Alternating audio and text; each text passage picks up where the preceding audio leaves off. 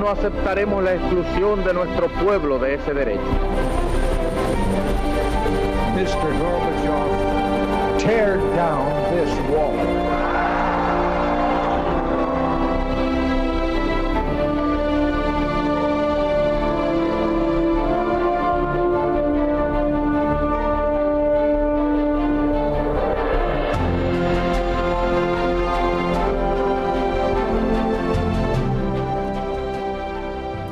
Buenas noches, señoras, caballeros, bienvenidos a Tiempos Modernos. En la historia del siglo XX hay un episodio muy poco conocido y, sin embargo, enormemente traumático, que fue la Guerra de los Cristeros en México, 1926-1929. Un auténtico baño de sangre provocado por la política liberticida del presidente Calles. El pueblo se echó a la calle, precisamente, o más bien al campo, reclamando su libertad religiosa. Fue así. En 1926 estalló en México una guerra civil que iba a prolongarse por 3 años. Los contendientes, por un lado, el Estado, dispuesto a aplastar la libertad religiosa; por otro, los militantes católicos. Fue la llamada Guerra de los Cristeros. La Constitución mexicana de 1917, de inspiración masónica, era fuertemente anticlerical. Privaba a la Iglesia de personalidad jurídica, nacionalizaba los lugares de culto, secularizaba completamente la educación, prohibía las órdenes monásticas y vetaba a los sacerdotes del uso de hábitos. Estas medidas no se pusieron en práctica hasta que en 1924 llegó al poder el presidente Plutarco Elías Calles, socialista ateo, masón y anticlerical, que designó públicamente a la Iglesia católica como enemigo y no dudó en recurrir al ejército. Los católicos respondieron con manifestaciones pacíficas y un boicot económico al Estado. Calles metió más presión, la Iglesia reaccionó suspendiendo el culto y el gobierno aumentó la violencia, asesinatos incluidos. Finalmente, el pueblo estalló, especialmente en los entornos indios y campesinos. El 31 de julio comienza la insurrección en Oaxaca, al grito de ¡Viva Cristo Rey! Y con banderas de la Virgen de Guadalupe. Inicialmente los insurrectos no son más que guerrilleros campesinos, pero los cristeros, como ya se les llama, contratan a un general que les convertirá en un verdadero ejército, Enrique Gorostieta. Hasta 50.000 hombres perfectamente encuadrados llegará a contar el ejército cristero, incluida una brigada de mujeres.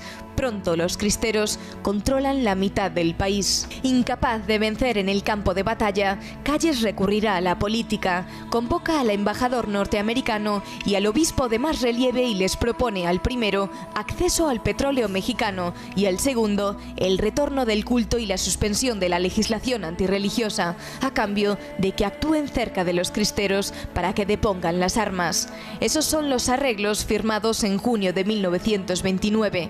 Los cristeros ceden, pero Calles no cumplirá su palabra. Cerca de 5.000 cristeros serán asesinados por el gobierno.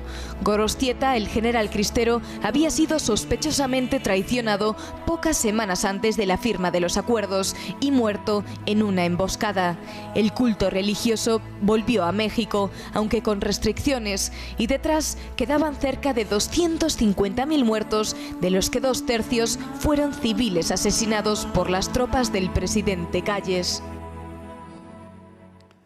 Juan Fluger, muy buenas noches. Buenas noches. 250.000 muertos, efectivamente, como poco, contando las bajas en combate, que por cierto el ejército regular de México tuvo más que los cristeros, sí. Que cuando repasas las operaciones desde el punto de vista puramente militar, parece mentira, pero les dieron sopas con ondas. Sí, entre las bajas por acciones de la guerra en sí, es decir, desde los primeros levantamientos en Oaxaca y Jalisco en el verano del 26, hasta la firma de los tratados que luego incumplió, como bien ha dicho el vídeo de entrada, Plutarco Elías Calles. En acciones militares mueren 25.000 soldados encuadrados en las filas cristeras y cerca de 60.000 soldados del ejército mexicano, con lo cual la estrategia se demostró que Gorostieta, la eficacia de la estrategia de Gorostieta fue impresionante. Y eso que los dos, tanto Gorostieta como Plutarco Elías Calles, habían participado en la Revolución mexicana de juntos, habían combatido juntos. La diferencia es que mientras que Gorostieta hizo toda una campaña militar durante las guerras de la Revolución, Elías Calles solo bajó a hacerse la foto delante de 50 soldados armados. No se le conoce ninguna actuación en combate. Empecemos por el principio, que es quizá el detonante de todo, ¿no? Es decir, la política de Calles. La Constitución mexicana desde el 17 era muy anticlerical, una típica constitución masónica, jacobina, etcétera. Pero nadie había aplicado esos preceptos porque obviamente iban a provocar un estallido social en un país que en un 90% era profundamente católico.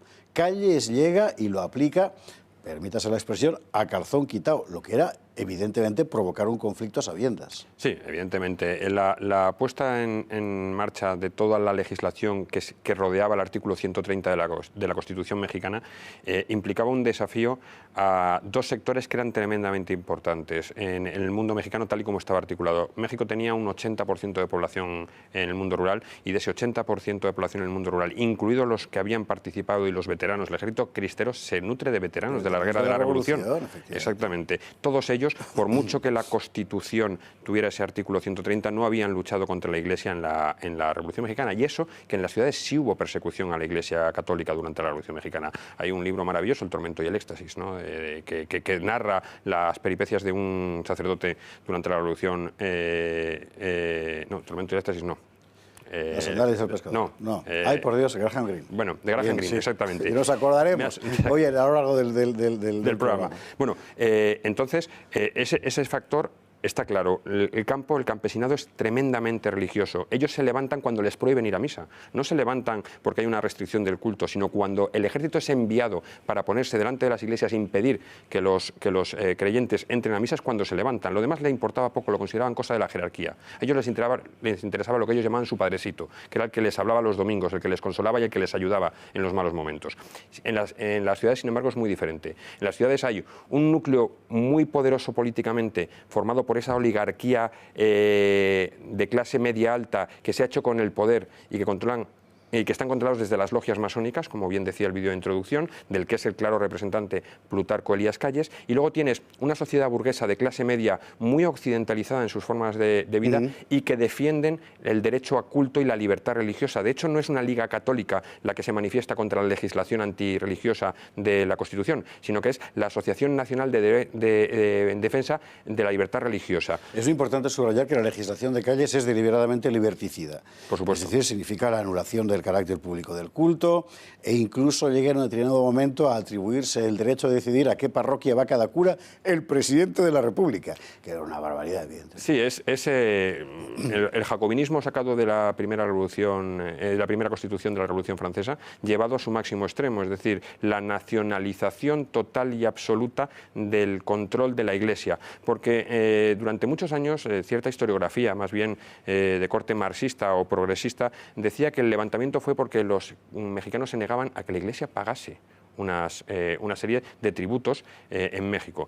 En México, desde la Revolución, la Iglesia apenas tenía sus lugares de culto, ya se había practicado una desamortización de sus bienes, por lo tanto, tenían esos lugares de culto por los que pagaban una renta de sostenimiento y de protección al Estado. No hacía falta ninguna protección, pero la pagaban. Y, sin embargo, lo que se levantan es contra esa prohibición de culto, de manifestación pública y de todo lo que rodeaba lo que es la práctica religiosa. Y en el otro lado, Calles, viendo la resistencia popular, o sea, fomenta un boicot económico a los productos del Estado, etcétera, como forma de protesta pacífica, está tan resuelto a llevar hasta el final su política que empieza a recurrir a la violencia sistemáticamente. Y ahí es donde empezamos con los asesinatos de fieles y de sacerdotes. Exactamente. Son muy significativos. Que uno de los más llamativos, que además la imagen ha salido en el vídeo de entrada, es la de un jesuita pro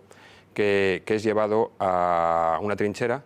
En el otro lado están los cristeros y él le dice, para que dé ejemplo a los cristeros, que tiene que apostatar. Se niega a apostatar, se pone de rodillas, empieza a rezar y cuando le van a disparar grita «Viva Cristo Rey». Ese grito que lo lanza Pro en diciembre, enero sabe la fecha exactamente, del 26-27, se convierte en el grito con el que mueren todos los cristeros. Luego lo veríamos en la Guerra Civil Española también durante la persecución religiosa.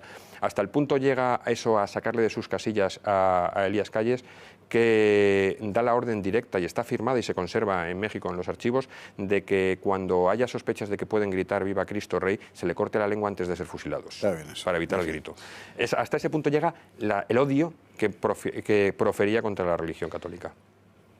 Empieza el levantamiento armado, empieza fundamentalmente en el campo, son campesinos, son guerrillas de campesinos, y el presidente Calles comienza por su parte una represión absolutamente feroz que llena, y hay fotografías, curiosamente no imágenes filmadas, pero sí fotografías y abundantes, de kilómetros de vías férreas con campesinos ahorcados en los postes. Sí, estamos hablando de que pudo haber casi 100.000 asesinatos cometidos por orden del presidente Calles contra la población y contra los religiosos.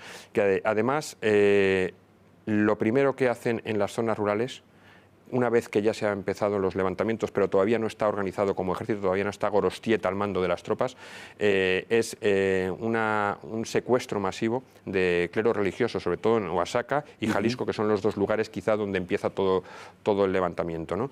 Y cuando exigen a esos sacerdotes que vayan a sus parroquias a porfiar para evitar que haya problemas, son fusilados.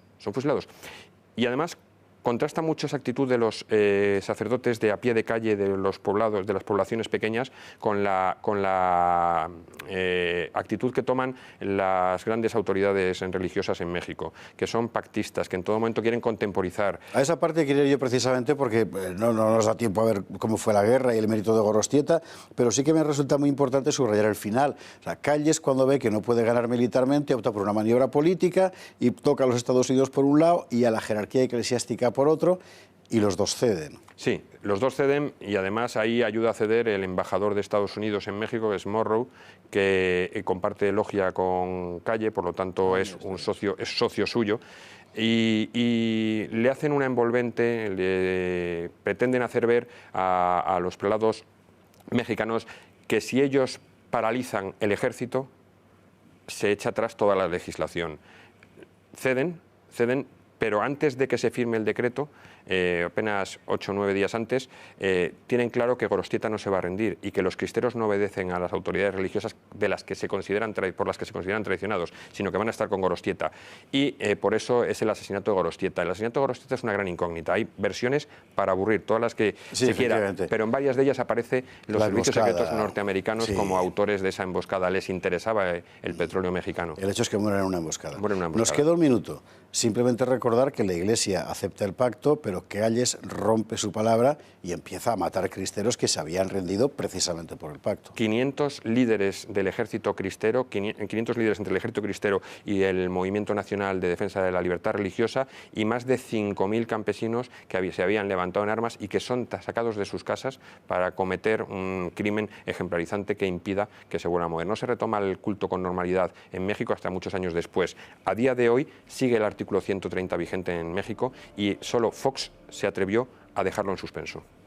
Bueno, esto fue la guerra de los cristeros, que desde luego daría para hablar mucho más, pero que era importante subrayar ya así de entrada como un ejemplo de persecución religiosa en el siglo XX y de legislación liberticida por parte de aquel personaje que fue Plutarco Elías Calles, fundador en buena medida de muchas de las cosas bastante perniciosas que ha sufrido México durante todo el siglo XX. Juan Pfluger, muchísimas gracias. Gracias a ti, buenas noches. Y a ustedes, como siempre, muchas gracias por estar ahí, y mañana más en Tiempos Modernos.